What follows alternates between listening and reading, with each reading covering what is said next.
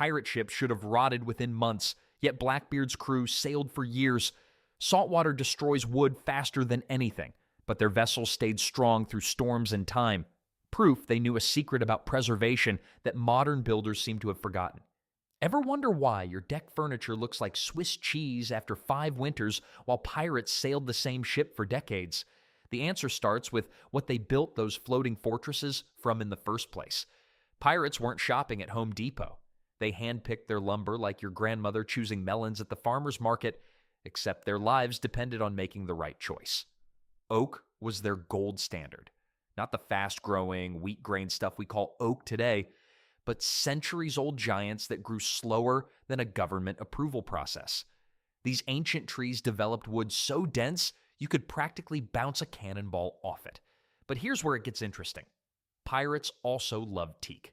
This tropical hardwood contains natural oils that make fungi run away faster than sailors from a ghost ship.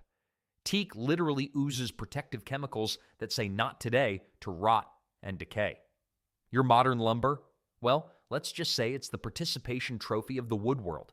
Most comes from trees harvested at 20 to 30 years old, basically teenagers in tree years.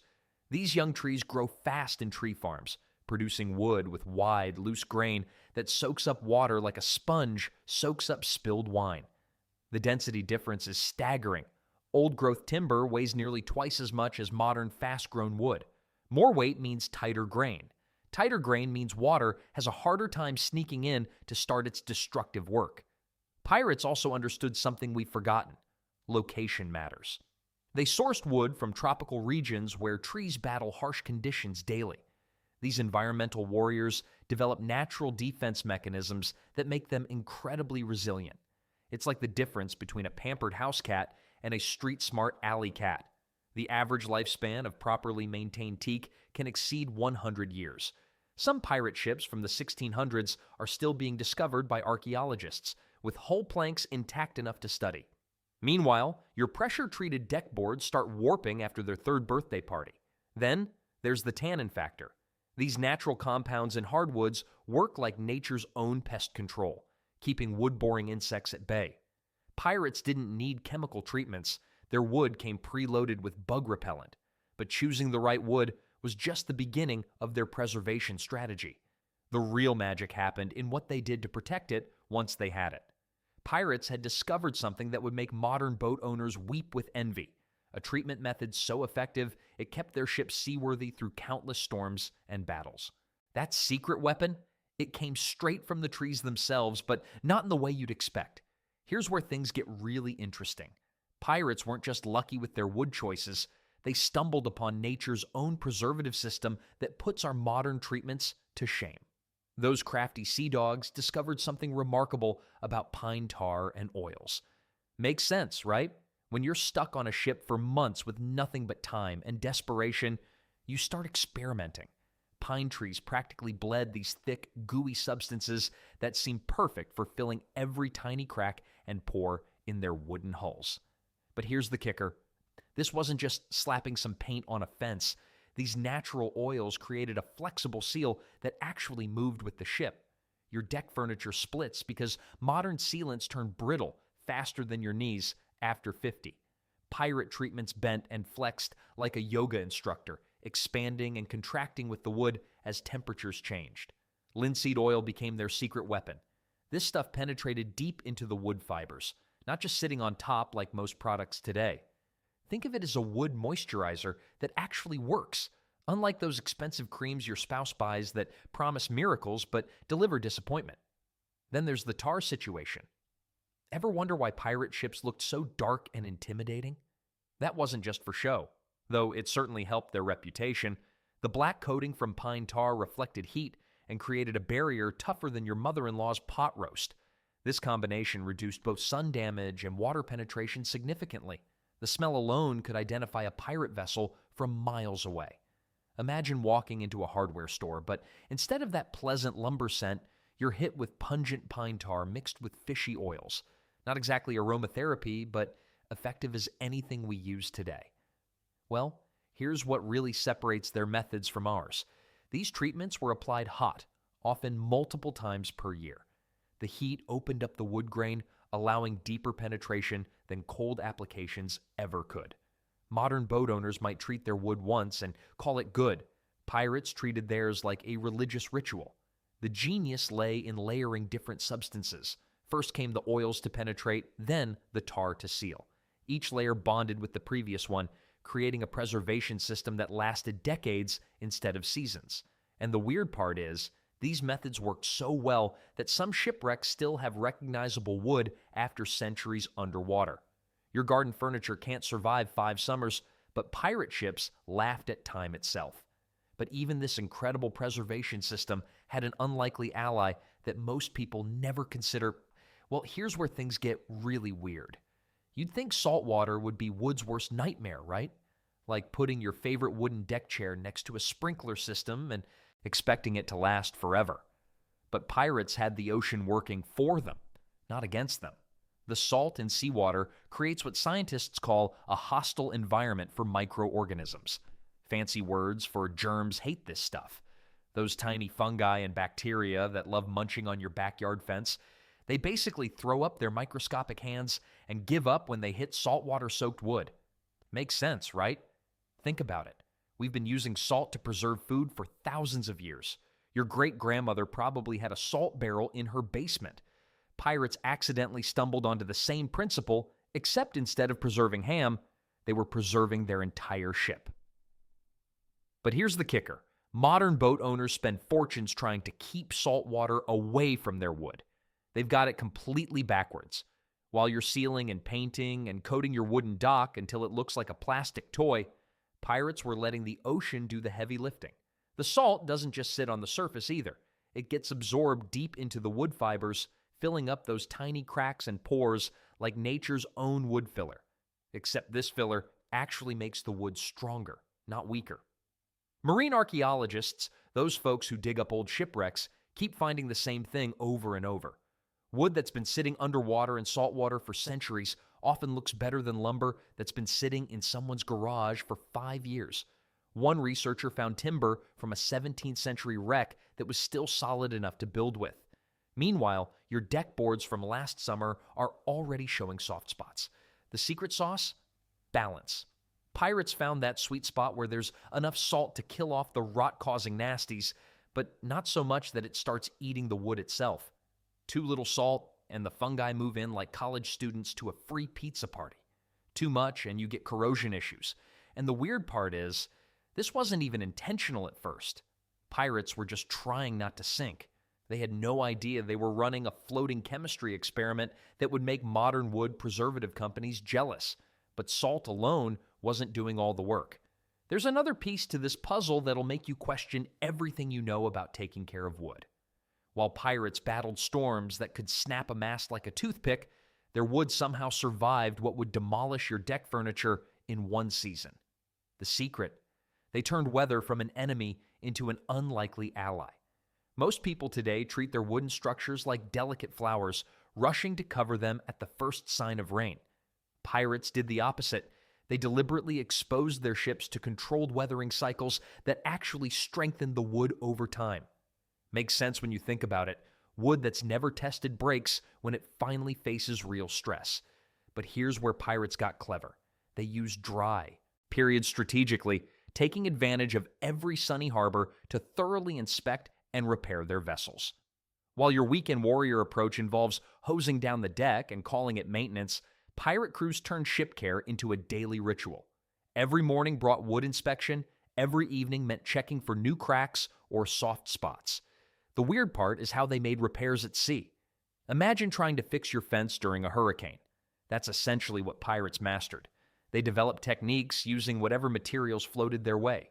Cloth soaked in tar, metal strips bent into patches, even carved bone pieces served as temporary fixes. Their repair methods would make modern contractors weep with envy. Then there's the knowledge factor. Today's boat owners rely on marina services and professional repairs because, frankly, most of us couldn't identify wood rot if it wore a name tag. Pirates. Every crew member could spot trouble brewing in timber from 50 paces. They had to. Their lives depended on it. Weather patterns became their textbook. They learned which winds brought moisture that penetrated wood grain and which dry spells offered perfect repair windows. No weather apps, no forecasts, just years of observation teaching them exactly when wood needed attention. Well, here's something that'll shock you. Stranded periods actually help preserve pirate ships. While being marooned sounds terrible, those forced beach stays allowed major repairs impossible at sea. Notorious captains like Blackbeard became skilled shipwrights out of pure necessity. They'd strip damaged sections, apply fresh treatments, and rebuild stronger than before. Compare that to your approach. Most modern wood owners wait until problems become disasters, then throw money at quick fixes that barely last 2 years.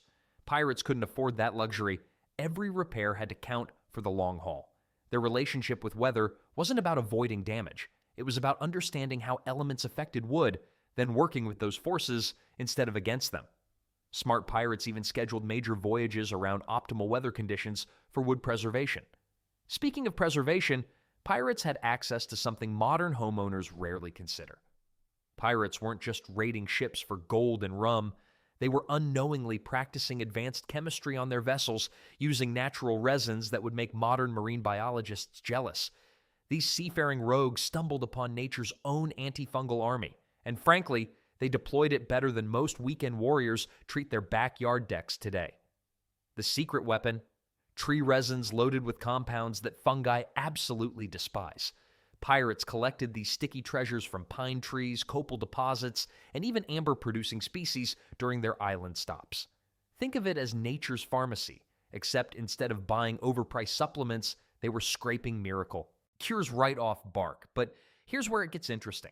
These natural resins didn't just sit on the wood's surface like your typical hardware store stain. They penetrated deep into the grain, creating what scientists now call a bioactive matrix. Sounds fancy, right? Well, pirates called it that sticky stuff that keeps the rot away, which is probably more honest.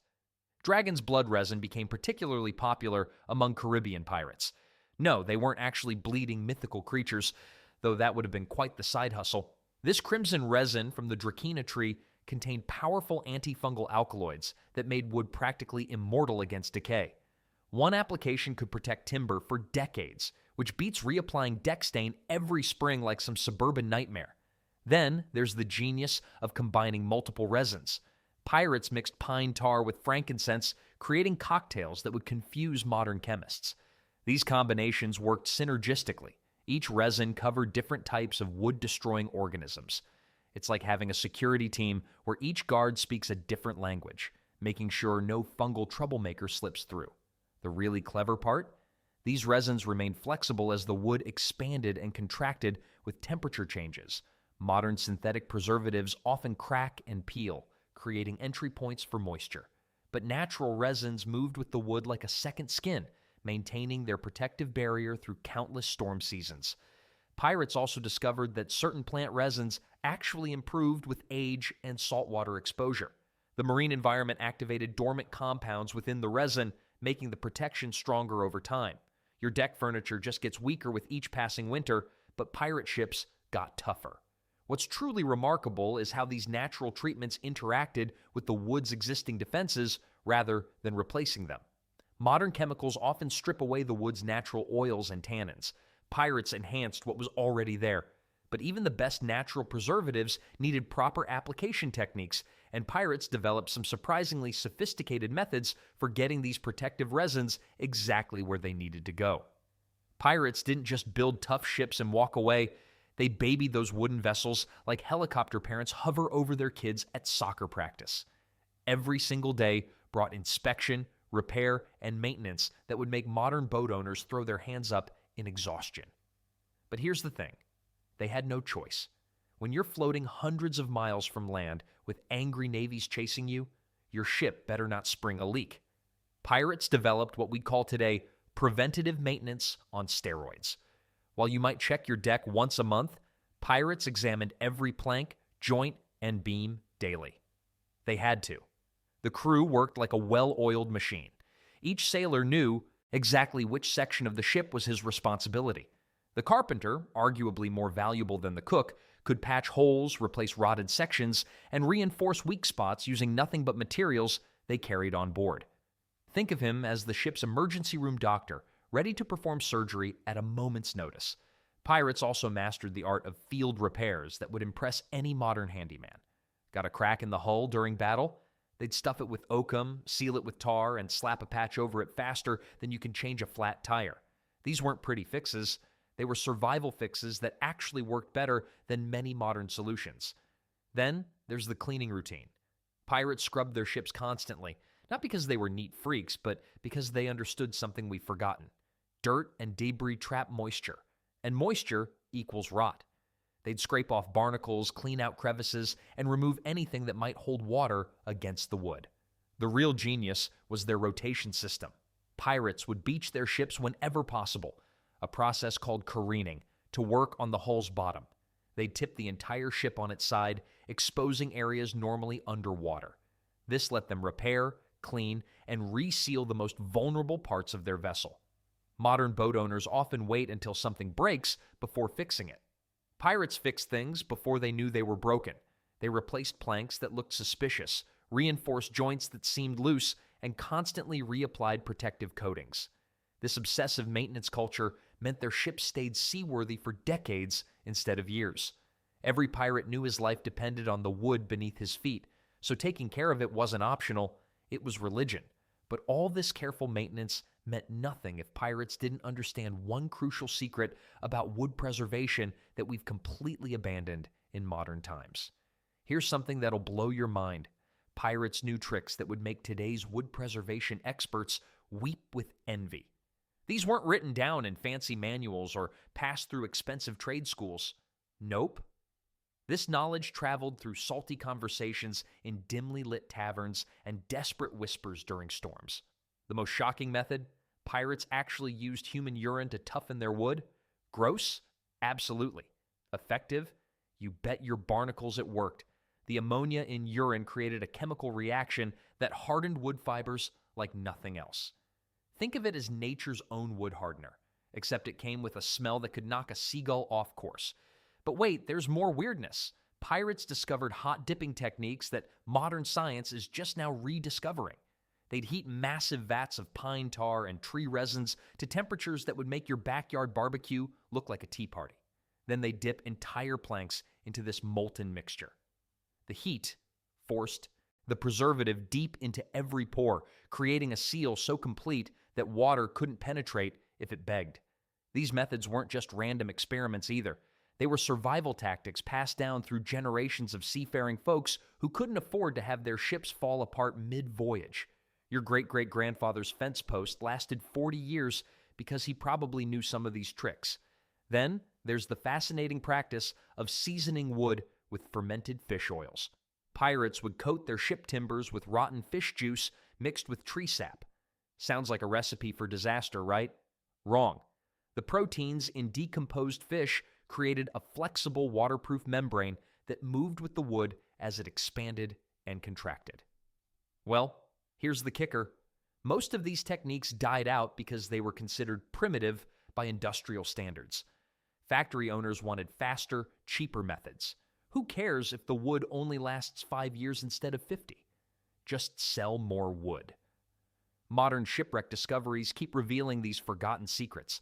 Archaeologists pull up 300-year-old planks that look better than lumber you bought last month. The wood is so well preserved that researchers can still smell the original tar treatments. But why did we abandon these incredible methods? The answer lies in something even more frustrating than losing Grandma's secret cookie recipe. We traded time-tested wisdom for mass production shortcuts, and now we're paying the price every time we replace our deck boards. Speaking of paying the price, let's talk about how modern wood processing actually makes your lumber weaker than a pirate's promise. Your brand new deck furniture looks fantastic in March. By August, it's already showing wear. Come winter? Well, let's just say it's about as sturdy as a politician's promise. Meanwhile, ships from the 1600s are still being pulled from the ocean floor with their wooden frames intact. Makes you wonder what we're doing wrong, doesn't it? The truth is, we've traded durability for speed. Modern lumber mills rush everything through industrial kilns that strip wood faster than a Vegas magician. These kilns blast wood with temperatures around 400 degrees, sucking out moisture in days rather than months. Sure, it's efficient, but here's the kicker. This rapid drying creates microscopic cracks that become highways for water and rot. Pirates didn't have deadlines from corporate headquarters. Their wood was air-dried naturally, sometimes for years. This slow process allowed the wood fibers to contract gradually, creating a dense, stable material that laughed at moisture. Think of it like the difference between a crash diet and gradual weight loss. One leaves you weak, the other builds lasting strength. But wait, there's more modern madness. Today's wood treatments focus on making lumber look pretty rather than last long. We pump wood full of chemicals that create a nice uniform color but do zilch for long-term preservation. It's like putting makeup on a zombie. Looks good initially, but the underlying problems remain. Factory processing also removes the natural oils that pirates relied on. Modern kiln drying literally bakes these protective compounds right out of the wood. Then we scratch our heads wondering why our expensive cedar deck starts rotting after 5 years while pirate masts survive decades of ocean abuse. Here's where it gets really frustrating. Current wooden boats deteriorate 3 times faster than their historical counterparts, according to marine preservation studies. 3 times. That's like comparing a marathon runner to someone who gets winded walking to the mailbox. The worst part? We know better now. Conservation experts are desperately trying to reverse engineer pirate preservation methods because our advanced techniques are failing spectacularly. Some boat builders have started returning to traditional air drying and natural oil treatments, discovering what pirates knew all along. Patience and nature beat industrial shortcuts every time. Your great-grandfather's wooden porch probably outlasted your modern composite deck because it was built using methods closer to pirate techniques than today's rush job approach. Sometimes the old ways really were the better ways, even if they took longer and required more skill than pushing a button on a machine.